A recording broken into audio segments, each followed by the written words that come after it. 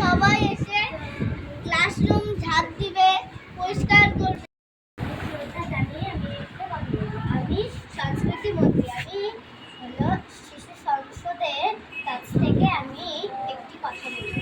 সবাই প্রতিদিন ক্লাসরুম ঝাড় দেবে এবং সবাইকে ঝাড় দেওয়ার কথা বলবে।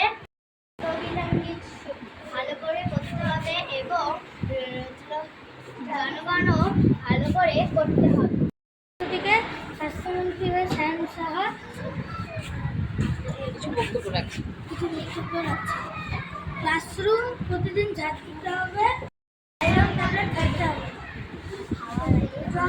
অনেকজনই তোমরা অংশগ্রহণ করতে পারবে। সেখানে মনে করো কিছু কিছু অংশগ্রহণের ক্ষেত্রে আবার একটা ব্যাপার আছে, যারা একদম মুখস্থ করতে পারছো না তাদের ক্ষেত্রে কিন্তু ছোট ছোট রোলগুলো, আর যারা মুখস্থ করতে পারো তাদেরকে